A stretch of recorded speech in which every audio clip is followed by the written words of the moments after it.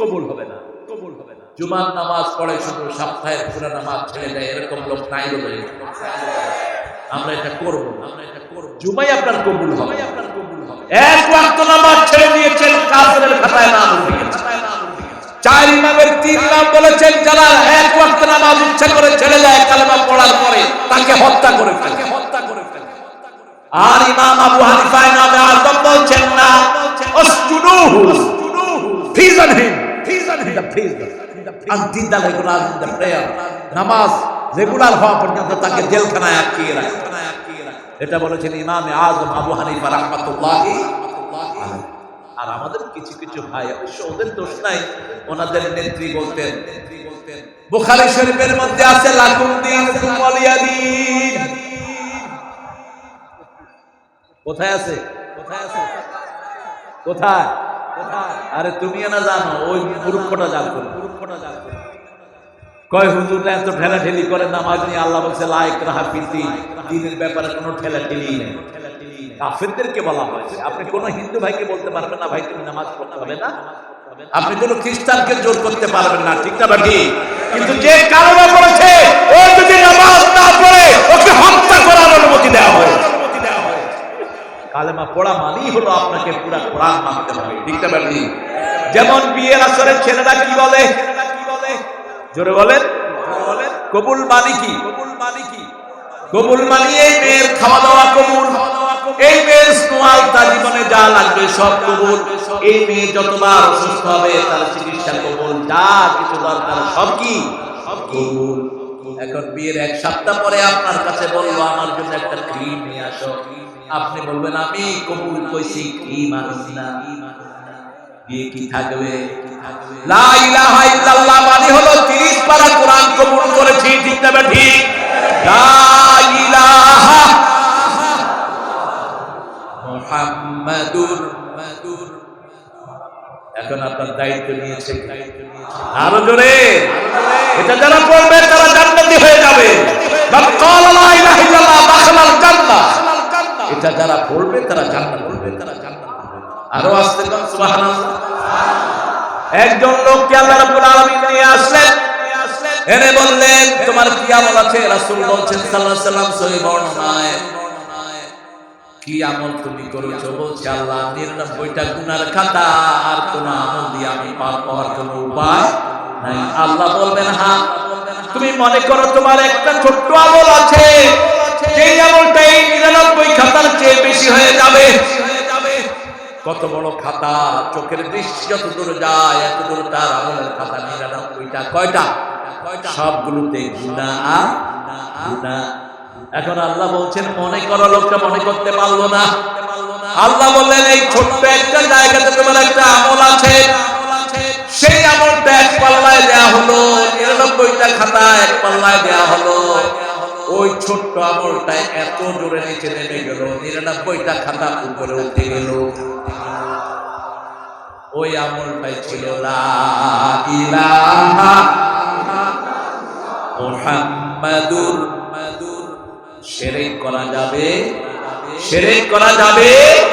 সবচেয়ে বড় শিরক আল্লাহ না করা, সবচেয়ে বড় শিরক বান্দার সিজদা করা, সবচেয়ে বড় শিরক আল্লাহর জায়গায় অন্য বান্দাকে বসানো।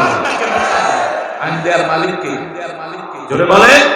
আপনার শরীর কার আইনে চলে? কার আইনে দেখেন? আল্লাহ বলছেন সূরা আল ইমরান 83, আফাগাইরা দীনিল্লাহি ইয়াবগুন ওয়া লাহু আসলামা মা ফিস সামাওয়াতি ওয়াল আরদ তাওআন ওয়া কারহান ওয়া ইলাইহি তুরজাউন।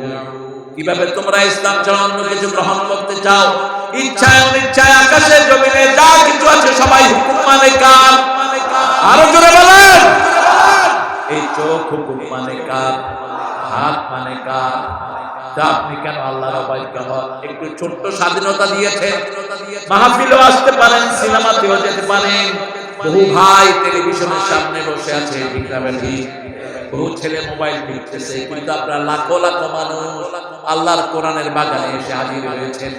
যারা আসছে কোরআনে তারা যাবে জান্নাতে।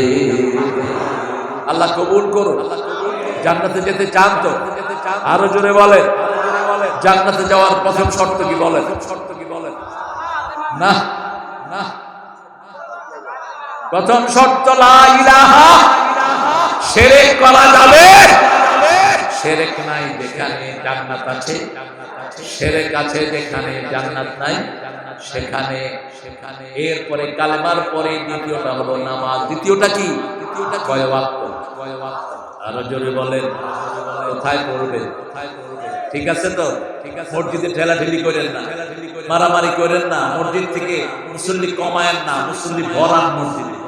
এই মসজিদে যাব না, এই মসজিদে যাব না, এই হুজুর হাত ওখানে বাঁধছে, এই হুজুর হাত জোরে আমিন কইছে, আস্তে আমিন কইছে, সব ভুলে যান। মসজিদে যারাই যাবে তারাই জান্নাতে ঢুকে গেল। ঠিক না বেটি? কাউকে ফতুয়া দিয়ে বের করবো না, হাত যেখানে বাঁধে বাঁধে, হাত তো না বাঁধলেও নামাজ হবে, হবে না? কথা বল না কেন? আচ্ছা, যার দুই হাত নাই সে কি করবে? কি করবে বলেন? আবার দাঁড়িয়ে নিয়ে এমন ঠেলাঠেলি, একজনের দাঁড়িয়ে উঠেনি, কি করবে? আছে না এরকম লোক? আবার আপনাদের কাছে এক মুঠি পার হয়ে যেতে হবে, ওর তো দাঁড়িয়ে লম্বা হয় না, ও করবে কি? ঝুলাবে কাউকে? এগুলো সামান্য ঠুনকো মাসলা। আমরা নামাজি কিনা আমরা দেখবো। আমার নবী বলেছেন, নামাজি কিনা দেখো, কিবলার দিকে মুখ করে কিনা দেখো, জবাই করা খায় কিনা দেখো, তাহলেই ও আমার উম্মত, ও আল্লাহর জিম্মায় থাকে, আমি রাসূলের জিম্মায় থাকি। তিনটা জিনিস। কয়টা? ঐক্যের ভিত্তি তিনটা। আমাকে বহু ফতোয়া দিয়েছে আমি ইহুদির দালাল, জাকির নায়েক ওই ইহুদির দালাল। হলি হাফিজামের সাথে আমাকেও জড়াইছে ওই ভদ্রলোক জাকির নায়েক সাহেবকে, ওনার পিস টিভিও ধ্বংস করে দেয়া হয়েছে। 5 বছর দেশে আসতে পারেন, আমি 5 বছর আমেরিকা ইংল্যান্ডে আমি কাটিয়েছি দাওয়াতি কাজ করে। আর আমাদের দেশে বহু হুজুর আছেন, সোনার চাঁদি তখনও মুখে ছিল, এখনো আছে। কথা বল না কেন? আমরা তাদেরকে দূরে ঠেলে দেই না। যদি তওবা করে আসে, আসো। ঠিক না ঠিক? সুবিধা বঞ্চিত যে সমস্ত ওই দলের লোকেরা ছিল, তারাও আসো। আমরা তোমাদের দুশমন নই, তোমাদের বন্ধু। আমরা তাদের দুশমন যারা আমাদের কোরআনের ঘর ভেঙেছে, যারা আমার নবীর সুন্নাতকে ধ্বংস করেছে। ঠিক না ঠিক? একটা ব্লগার রাসূলকে গালি দিয়েছে। কি নাম? হ্যাঁ, আসাতু না, এর আগে ওকে মেরে ফেলা হয়েছে। কি নাম? বলছে রাসূল নাকি লুচ্চা ছিলেন। আপনাদের